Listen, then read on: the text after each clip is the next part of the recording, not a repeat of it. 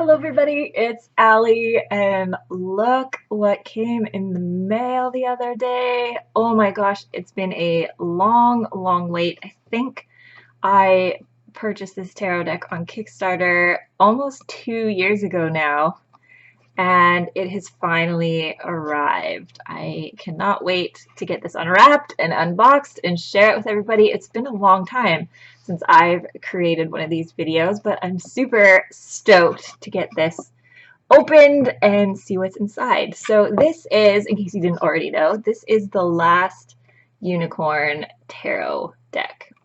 And it comes in this lovely wooden box. It's pretty hefty. It's not going to be, it's beautiful, but it's not super convenient for storage, at least for me. It's probably not going to stay in this box. I'm going to have to find another use for this box. It's pretty big. I don't know if I can like spin it around so you can sort of see based on my hands here, but it's pretty hefty. Like, and I didn't pay too much. Like for an indie Kickstarter tarot deck, I think I paid $80, and that included the shipping. And you get this really nice wooden box. So let's get it open and see what is inside. So inside, here's the book, and it is like, it feels like leather. It's a hardcover guidebook that comes with it. And I apologize for my camera. It's fairly picky about its autofocus, so if it's a little blurry, I'm so sorry. Ooh. So we get this Peter S. Beagle card. I'm assuming it matches the rest of the deck. Oh, that feels so nice. It's embossed, so it's got some texture to it. Hopefully when I get the deck out, we'll be able to focus the back of the card and the front of the cards a little better. But here it's autographed by Peter S. Beagle, who wrote the book for The Last Unicorn. That is really cool. All right. Oh, the pages feel so nice. Oh my gosh. They're in full color. I'm just going to move this to the side here. Maybe it'll focus a little better. Come on, camera. You fool. So are there any tarot spreads? Does this include just a foreword? The list of the contributing artists. I think that's what that was. Maybe at the back. No, it looks like it's just card meanings. So there's nothing else that I can see at first glance. Any extras? It's got that nice bookmark, ribbon bookmark in there. Very nice. The pages feel really nice. I'm going to lay this to the side, and let's get, oh, this box is so nice. Like, look, it's got this beautiful padded wooden box that fits the cards just perfect. My only complaint about it is that it's a little on the large side, just for like toting around. It wouldn't really fit on my table when I'm doing readings at events and stuff, and it doesn't really fit in any of my storage, desktop storage, so I'm gonna have to find probably another use for that box. I'm not really sure how I'm gonna store these cards. I'm probably gonna have to get a bag to carry them in. Okay, let me get these open.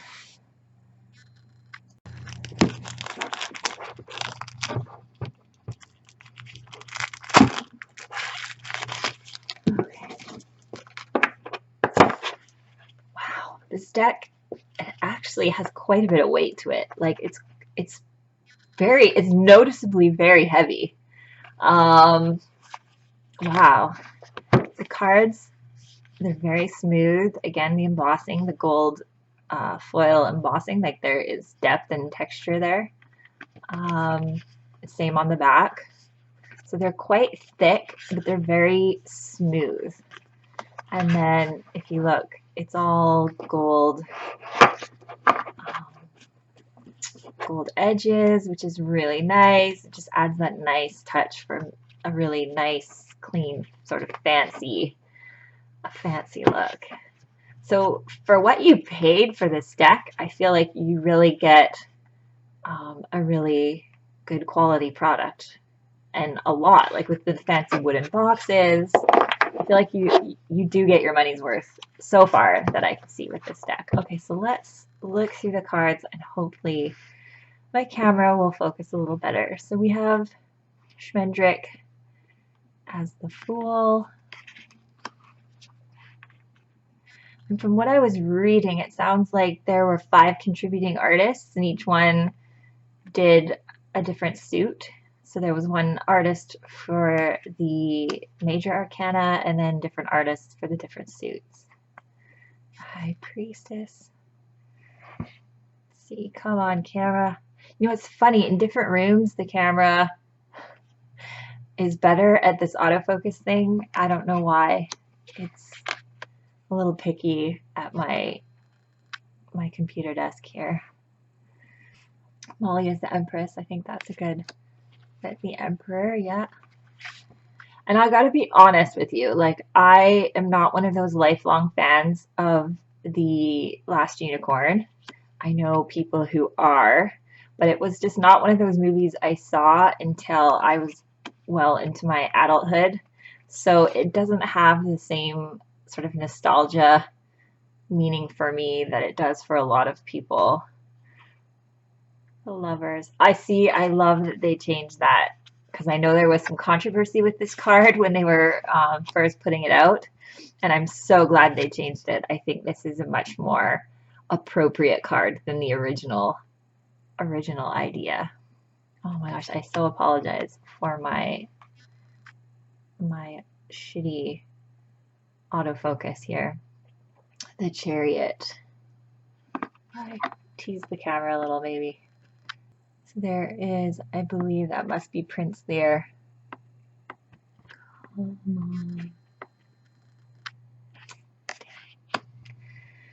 Strength. Yes, with the Bull. The Hermit, the Last Unicorn. Very appropriate. Oh man, I love the shiny edges. It's just so, the borders are very pretty. And I love the feel of the cards. I have it, this is going to be a tough one to shuffle. Like they're a little stiff, they're very thick and heavy. Like I can't believe the weight of the deck. So let's see, who are the, so we have the unicorn, the sort of vulture bird, the bull, and then the cat from the castle. Wheel of Fortune. Justice is the prince. I imagine we're going to get a lot of repeat characters because there aren't a whole lot of characters in this movie book. The Hanged Man.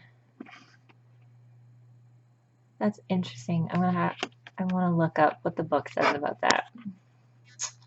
Death. I love this little guy. This chatty skeleton. Temperance. Well, he's peeling potatoes. Devil. That's perfect. I think that's perfect. You see Amalthea sort of trapped in there. I love that imagery. That's just perfect. The Tower. Again, awesome. The Star. Love it. The Moon. Yes. That's awesome. The Darkness. And she's got her circus, and it's all in illusions. It's not what it appears to be. The Sun, that's gorgeous.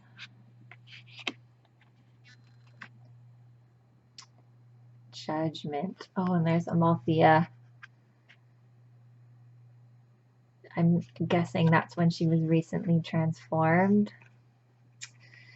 The World. Oh, the little butterfly, which is, he's also on the back of the card. Nope, it just doesn't want to focus. I am so sorry. I wish I could get a clearer picture for you guys. Oh, here's the alternate Lovers card. This is the one that stirred up so much controversy with Schmendrick being tied to the tree, and she's wanting to do all kinds of things to him, and he has, which I think this was a poor choice. You know, some people found it funny, but it's a little bit rapey in my opinion, and I think a lot of other people agreed with me when the Lovers is supposed to be about choice. And here is a character who's not really given a choice. He's kind of being held against his will and being forced to do things he doesn't want to do. Not really. I think I get why maybe it was a funny scene. However, I think it was inappropriate for this particular tarot card.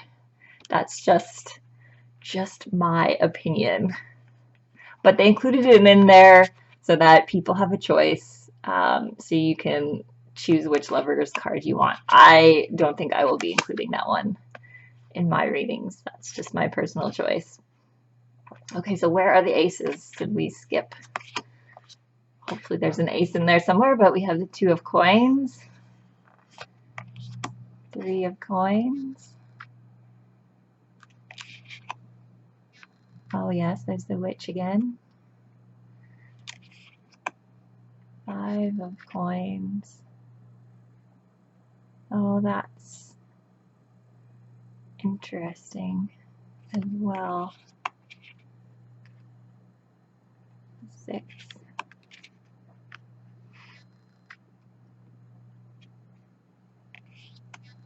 So you can see kind of the change of art style too, now that we're in the Pentacles versus the Majors. So I believe there were, as I said, I think 5 different contributing artists. 8 of coins. 9, 10. Oh, here's our ace. Come on, camera. Do your thing. Oh, we get it. Oh. I think it always wants to focus on my hands instead of the 2-dimensional cards, which is unfortunate. The King, the Knight. Oh, where's our Queen? Oh, here she is. Queen is the Unicorn. Well, that's sort of funny. Now they start with Ace. The Ace of Cups. The 2 of Cups.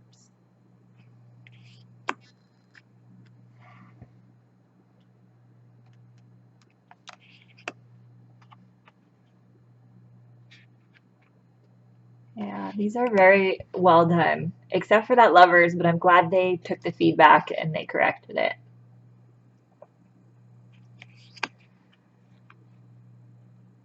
Six of Cups.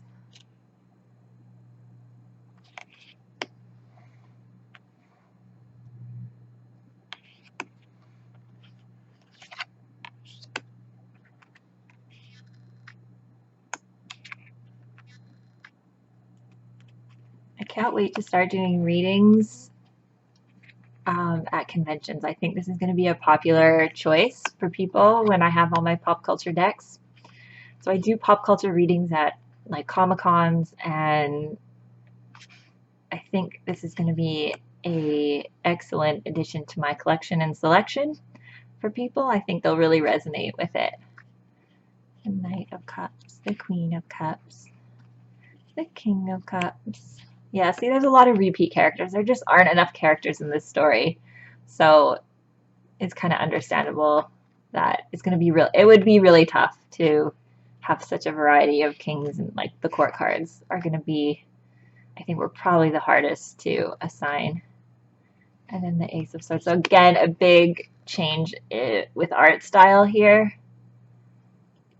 These ones look a little more cartoony than the previous. Well, they're all cartoony, but I guess it's just a different style. The lines are much thicker in this suit. 3 of Swords, 4 of Swords.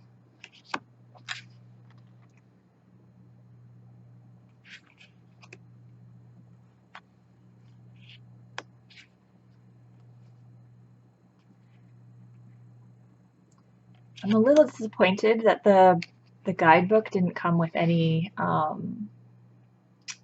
spreads, that they just have the tarot card meanings, but that's all right.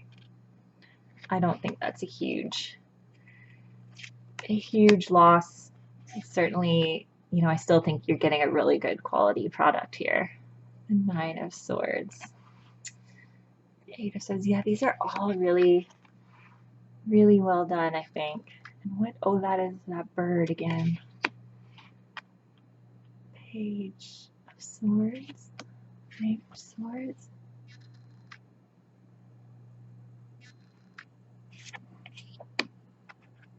Oh, the Queen of Swords.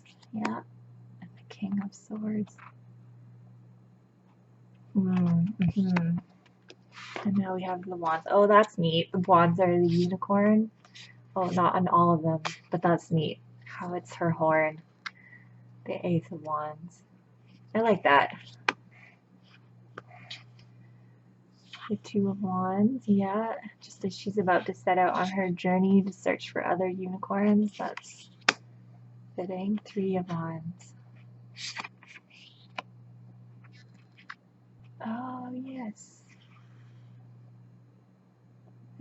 That wasn't that Robin Hood and Maid Marian. They found him in the forest or something like that. He just kind of shows up with his merry. I think you guys who've seen the movie more times than me might have to correct me. It's been a while since I've seen it, but I do remember this party strolling through the forest. Like, yes. Five of Wands.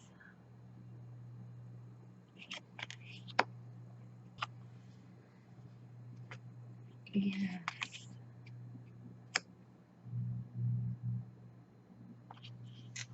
Oh, that's really nice. I like that too with the flames, kind of keeping them trapped in the ocean. So there is this sort of bursting through and a powerful effort of defense. Eight of Wands. Leaving the forest. Oh, and she's then got, yeah, in the circus. That's right. Hmm. These cards are, King of Wands. Oh, because of the fire, of course. An interesting choice. But I mean, these characters, Molly and Amalthea, and the unicorn being like the only female characters in the whole story, if I believe. But the bull being the fire spirit, being the King of Wands. I don't know. I get the fire connection. I'm not sure. I might have made him more of a page than a king, personally, but I think, as I said, I think the court cards, you really have to stretch them anyway to make them fit with this story. So I can see how that would be a challenge. So overall, my thoughts, I mean, I'll have to work with this deck, I think, a little bit before I can form a more solid opinion, but I think for the most part, I'm really going to like this deck. As I said, I think the court cards are going to be the hardest challenge, I think, to work with, interpret, and use, just because they're really hard to fit with this story. But I think all of the pips and the majors are very well done. I'm going to lose that Lover's card with the tree. I don't like it. I'm so glad they added an extra Lover's card, which I think is much more appropriate. Even though they didn't end up as lovers in the end of the story. Sorry, spoilers. If you haven't watched this movie yet, but it's been out for 30 years or so, so you've had time. It's still about choice, and I think they choose, even though there's, you know, some romantic things possibly blooming there. Here we go. They do choose to not be together in the end, which I think is fine. They were informed. They had an informed, it was an informed mutual decision, and it worked. It worked out. So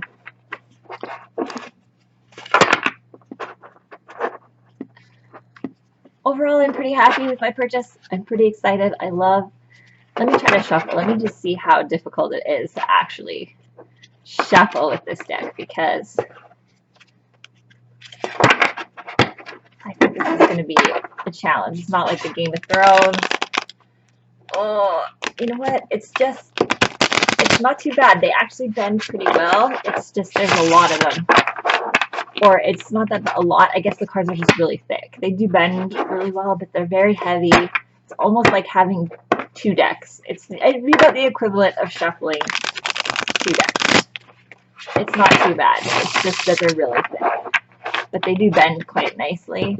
And I do love the back of the card. I wish I could get this stupid camera to focus better. But the backs of the cards are really beautiful. I love that they put the butterfly there. That was sort of came in at the very beginning as like this messenger. Yeah, very beautiful. So yeah, they're not too bad. They're not too bad given the thickness. It's not like they're super awkward. You can always shuffle, like do this kind of a shuffle.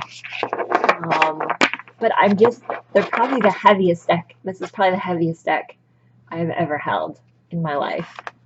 I've had thick decks before, but never this heavy. So I don't know if that's coming from all the gold on there, or it's just a really dense card stock. But they do have a really nice feel to them. They are very not as flexible as, say, like the Game of Thrones tarot, but more flexible than, say, a lot of like the Hay House Oracle decks and that kind of thing.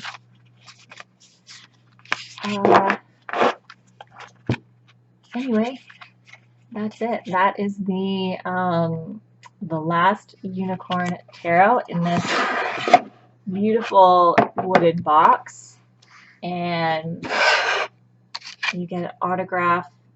You know, I got just the kind of minimum deck thing, but it came with an autograph by the author, which is super cool, and this little leather-bound book with these beautiful full-color pages and this nice shiny paper. It comes with the reverse leanings as well. It looks like there's a little bit of, includes a bit of the story in the cards, which is super nice. I hate having to guess what scene they're trying to capture in the cards, so that's really nice. I love that. Yeah, overall, I love it. So far, I think this is a deck that I'm going to work with, that it looks more or less easy to use, except, like I said, I think the court cards are going to be the biggest challenge. So that's it. I'm going to just stop talking and stop repeating myself, and let me know if you have this deck and what your thoughts are. I'd like to get you know, more opinions, especially from someone who's a bigger fan of the movie than I am, someone who maybe grew up with it and appreciates it a little bit more than I do. It's kind of hard. You know, it's not one of those movies, I think, that aged well. A lot of the 1980s fantasy movies, if you didn't watch them when you were a kid, they're a little hard to get into now if you're watching for the first time, but they do, almost all of them have quite a cult following, and so I do appreciate that. And of course, I love that it's fantasy, and it's a good story. It is a good story. Until next time, stay shiny and keep sparkling.